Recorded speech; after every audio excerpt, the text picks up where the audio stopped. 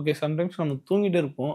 டப்புன்னு பார்த்தீங்கன்னா, அந்த தூக்கத்துலருந்து ஏதாச்சும் சத்தம் கேட்கும். இப்ப மழை பெய்ய ஆரம்பிச்சுச்சு. இந்த சென்னையில வந்து அடிக்கடி மழை பெய்யறனால, இடி இடிச்சோனே நல்லா தூங்கின்னு இருப்போம். இடி இடிச்சோனே என்ன ஆச்சு? ஏதாச்சுன்னு சொல்லிட்டு ஒரு பதட்டத்துல எந்திச்சு பார்ப்போம்.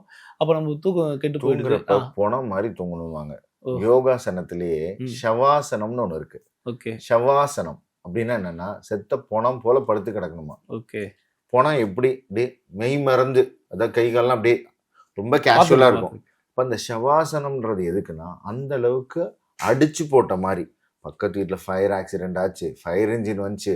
என்னடா ஓகே, கரண்டே இல்ல, குப்பு குப்புன்னு எங்களுக்கெல்லாம் வேக்குது, நடந்துட்டு இருக்கோம். நீ இப்படி தூங்குறான்னா, அவன் தான் தூங்குறான். ஓகே. இப்ப கூட நம்ம பிளாட்ஃபார்ம்ல எத்தனையோ பேர் பார்க்குறோம். நீங்க சொன்ன இடி இடிக்குது, மழை பெய்யுது, அத்தனை ஹாரன் அடிக்குது. அவன் என்னன்னா தூங்கிட்டு இருக்கான். ஏன் தெரியுங்களா? கமிட்மெண்ட்.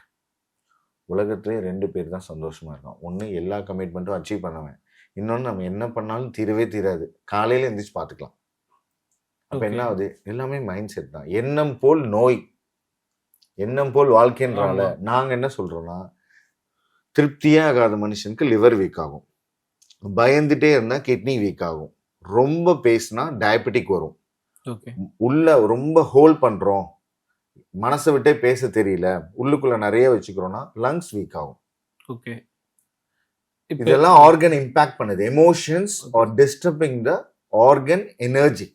ஓகே. இப்ப இத வந்து நான் மூச்சு பயிற்சின்னு சொல்லுவாங்க. அந்த மாரி பண்ணி சரி பண்ண முடியுமா? கண்டிப்பா சரி பண்ண முடியும். ஆனா ஃபர்ஸ்ட் நீங்க வயிறை தான் சரி பண்ணணும். ஓகே, உங்க உடம்புல வீக்கஸ்ட் எதுனா கட், வயிறு தான்.